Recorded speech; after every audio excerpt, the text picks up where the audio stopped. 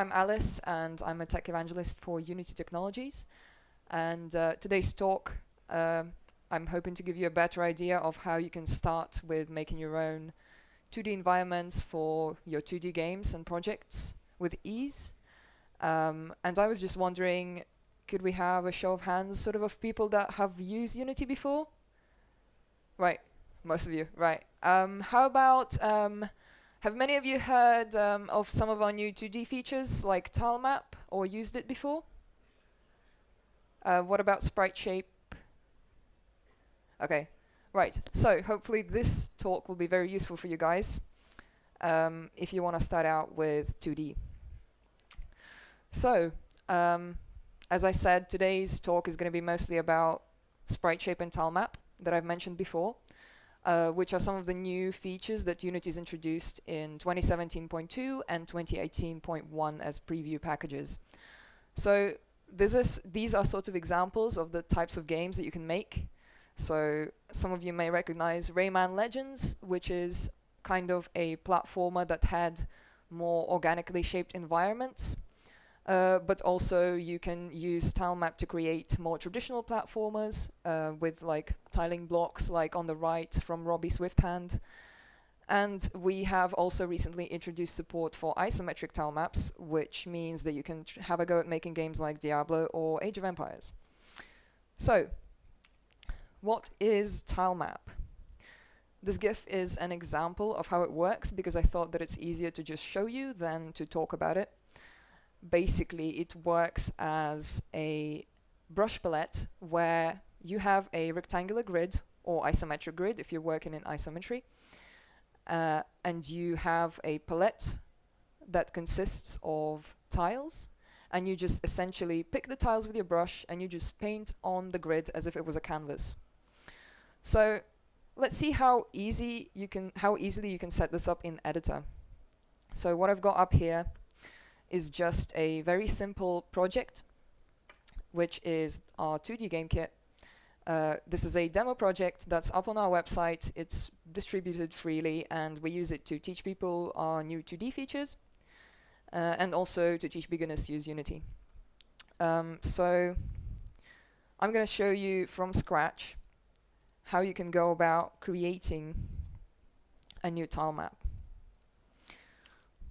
So usually you wouldn't have this window up here.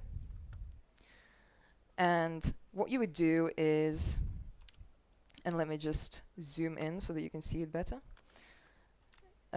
is in your hierarchy, you right click and you go to 2D object, and you can see these different options available to us. So I'll pick tile map, which just means a normal rectangular tile map.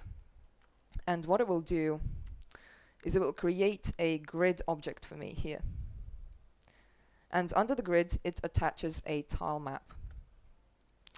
So to see what the grid looks like, you can go up to the gizmos, drop down here, and just stick grid. And I'm going to just stick all of these so that we don't miss out on any details.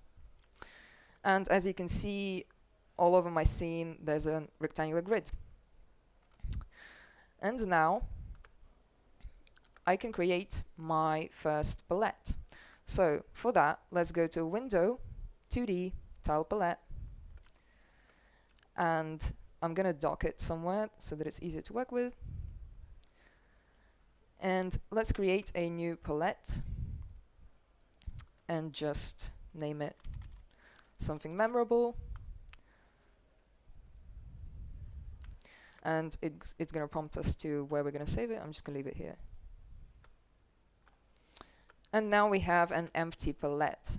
And what you do is you just take any of your art assets and you literally just drag them over. So let's see if we can find. So let's take, for example, this tile. And once again, it's going to prompt us where we want to save the asset. And just like that, we have it in our palette. And now if we go up here and select the brush tool, and with the brush tool, pick our new brush, and go back into the scene, we can now start painting just like that. And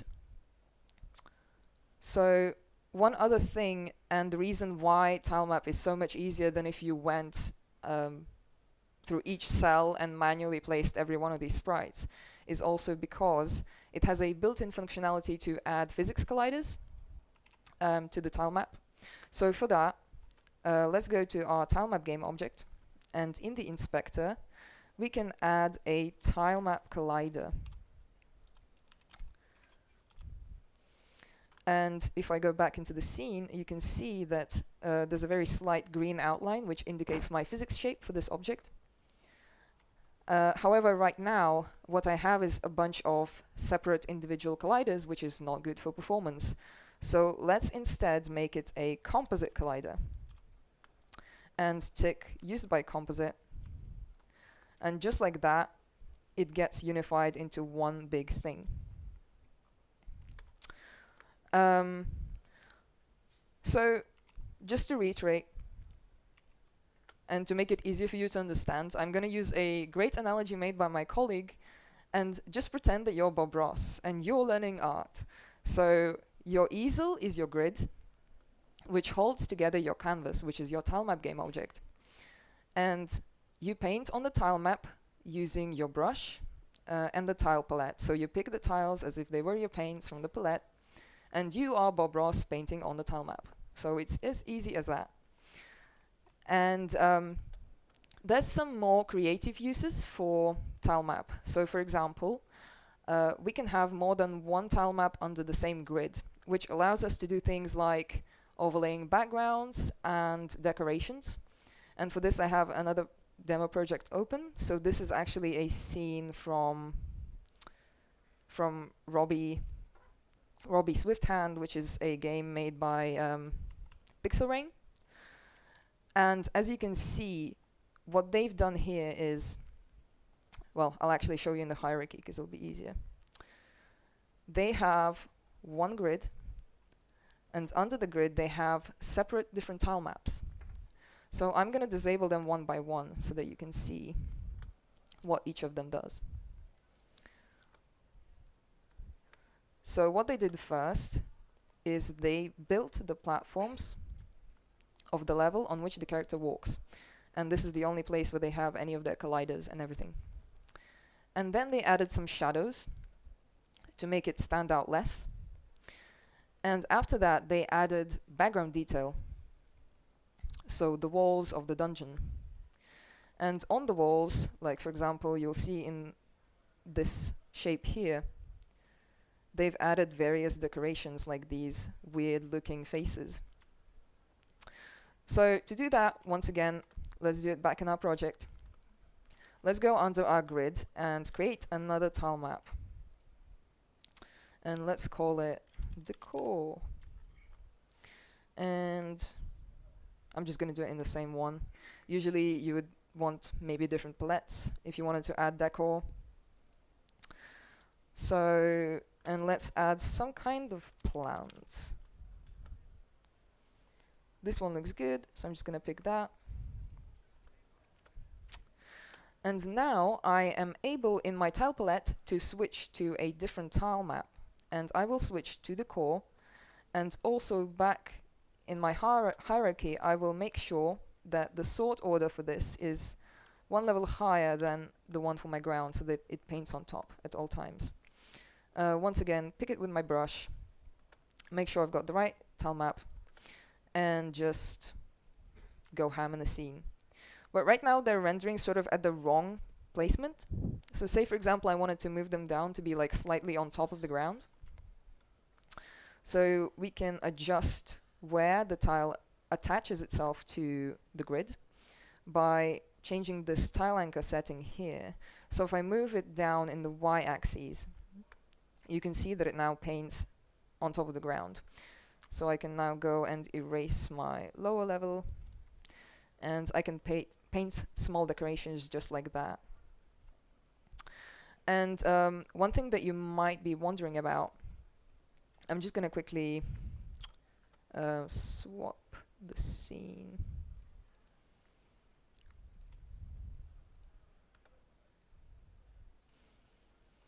I'm just going to swap it in and out because I made some edits that I didn't want.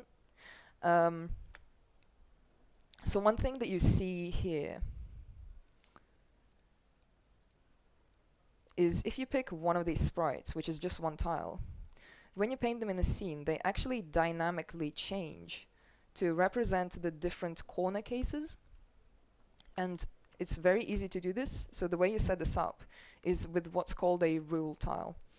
And for that, let's go to our tile asset. And here in the inspector, you can see all of the rules for this one tile. So basically, with rule tiles, we can tell the sprite to change itself when there's other tiles nearby it. So in this example here, when there's no tile on top and no tile on the bottom, but there are tiles to the right and left, we paint this sprite. Or rather, in this case, we paint a random sprite chosen from this array down here.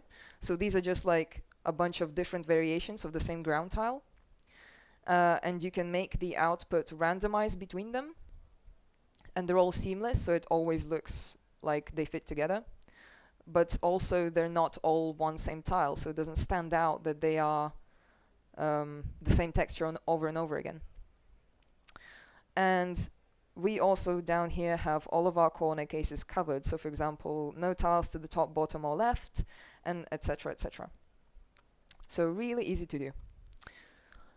But you might also be wondering, well, you know, these platformers, they're all so overused, and like it would be nice to do some kind of different shapes, like maybe some organic environments.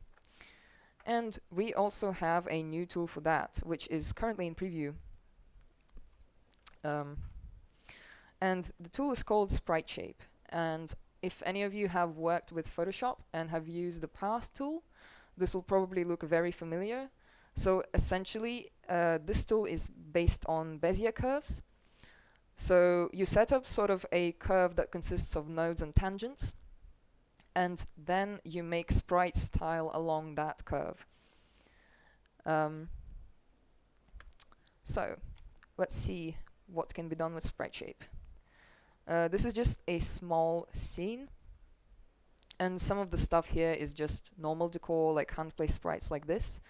But most of the environment is a sprite shape. So for example, if I can make the selection outline show up, this is all one mesh. So I can change it however I want and add new points and so on. And the same goes for the ground shapes and the shape that the character walks on and the wall. And it's just a really fast way to prototype environments, because usually what you would have is you'd have your artists make a series of the same asset over and over in different rotations, and then you would hand place them one by one. So for example, this project originally, the assets I've used for this are from the asset store, and I think that the artist had the different kinds of snow piles that just looked like they were rotated in different directions. So I just took one of them instead, and I made it into a seamless sprite. You can still see that it's slightly seaming here, but it's the best I could do with my limited Photoshop skills. So let's see how we can set this up. And just to make it easier to understand, I'm gonna go into a different scene.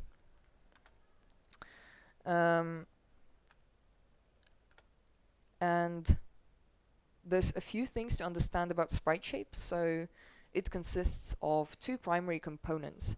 So you have your asset, which stores all the data about the Sprite Shape profile. And it has information such as the sprites that you're going to use and whether it has a fill texture and stuff like that. And then you have the Sprite Shape itself in your scene, so in the hierarchy here. Like for example, I think, yeah, all of these will be Sprite Shapes. Yeah, even this kind of weird shaped ground. You can also make more square shapes, kind of like what you would do with Tile Map, but just vary them a little bit. So let's start by using an existing Sprite Shape profile that I've made before, and then we're going to go over how we can create the different types of profiles. So I'm going to go to one of my profiles, and with it selected in the Assets window, I can go to my hierarchy, create a new 2D object, and Sprite Shape. So the reason why I selected it in my Assets window before is because whenever you create a Sprite Shape in the hierarchy, it just takes whichever asset you've got selected and uses it as a default preset. Because otherwise, if I don't have an asset selected, I will just create an empty shape that doesn't take any sprites. And obviously I can just set it manually to be, you know, whatever I want, but sometimes it just saves a bit of time. And from here, if we look in the inspector, you can see that, first of all, it's all one sprite renderer, which is great for performance. Once again, we're saving on having to use multiples of these and making multiple draw calls all the time. And we have the Sprite Shape controller, which controls, which allows you to change the shape itself. So if we click on Edit Spline, we're going to transition to Edit mode, and you can see that these gizmos appear for wherever my nodes are. And I can just simply add nodes by clicking anywhere on the spline. And let's just make some kind of weird shape here. And as you can see right now, it's painting straight angles. So what I can do is I can change my point mode here. So right now it's set to linear. And a linear mode basically means that there are no tangents formed that at the node that make the shape curve. So if I want it to curve, I'll select the node which I want to change the mode for, and I will select one of these tangent modes. And now I have two control points that I can use to sort of flex my shape however I want. And then the other one that I have is the non-mirrored tangent mode. So if you noticed in the one before, whenever I rotate one of these gizmos, the other one follows. But by using non-mirrored mode, I can only change one of them at a time. But as you can see, it doesn't perfectly remove the seam in that case. But you could create like angle surfaces this way or something like that. And there's a few notes to keep in mind when using Sprite Shape. One of them is regarding importing your assets. So for example, in this shape right here, if I just exit edit mode, you can see that I have a close-ended shape. So whereas this is an open-ended path, this is a close-ended shape that has a fill texture. And let's go into the Sprite Shape profile for this thing. And as you can see, I have my fill texture set here. And there's just one thing to note, is that they strictly have to be set to repeat in wrap mode. Because if you change that, it will artifact. So that's the main thing. And just like Town Map, Sprite Shape is very handy for allowing you to instantly add colliders to these shapes that you make. So let's do this bridge here. Say I wanted it to make it like a ground shape. And I can add an edge collider. And as you can see, I have this green line going through here. And now I can go to Sprite Shape controller and tick update collider. And what this will do is it will automatically try to adjust itself to how my shape looks. And it will do so whenever I move it around as well, so it's dynamic.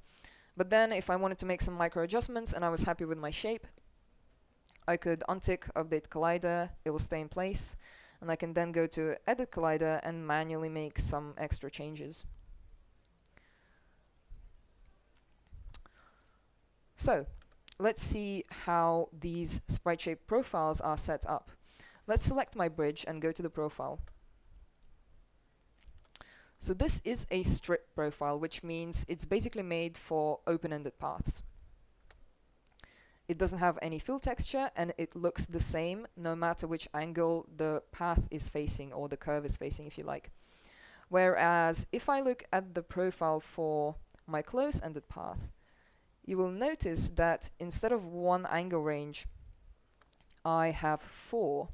So if you watch this gizmo right here, when I rotate the shape around, just like in my scene, it will change to have a different sprite at that angle. So that way you can make things like walls or battlements or things like that. And additionally, you also need to have some corner sprites if you want to use close-ended paths. So let me show you just what happens if you remove them.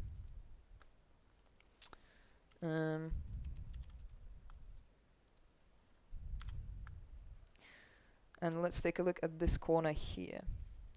So basically, when it tries to tile along the path, there will be points where your spline meets. So if I go to edit spline, this is where my node meets, and it forms almost a right angle, so it can't fill it in with a sprite. And for that, we have to include an additional asset to represent that particular corner. And that's just one other thing to keep in mind about Sprite Shape. You could also use it for decor brushes, kind of like Tile Map. So here I have a brush for some hanging moss, and I have 2 sprites added here, which is just essentially 2 variations of the same thing. And if I create a sprite shape with that profile, and find it in my scene, and say I want to add some moss to this bridge, I'm just gonna edit spline, drag it up, change it slightly, and because I've included 2 textures in my profile, I can switch between them dynamically. So for each node, I'm able to select what type of sprite renders on this spline here. So with this node selected, I am controlling what's rendering on the spline that follows it, and it's the same for this node.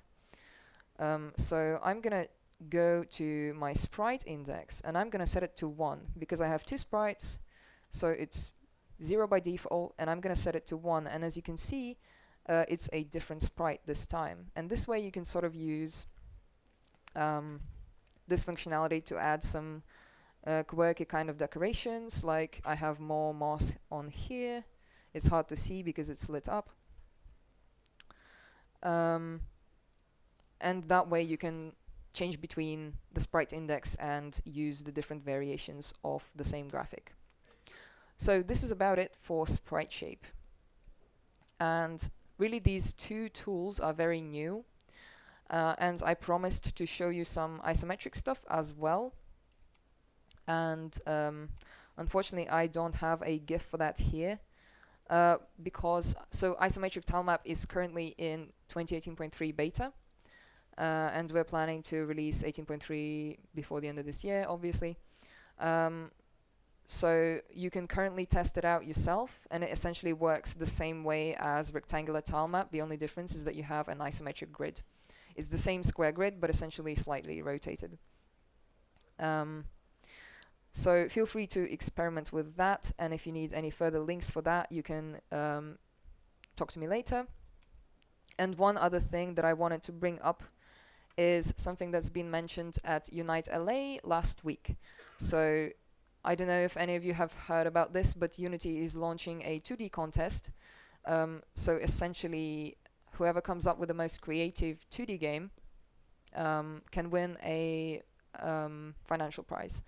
So the deadline is, don't quote me on that, but I think it's at some point in January. I know that it's roughly 50 days until the end of the contest.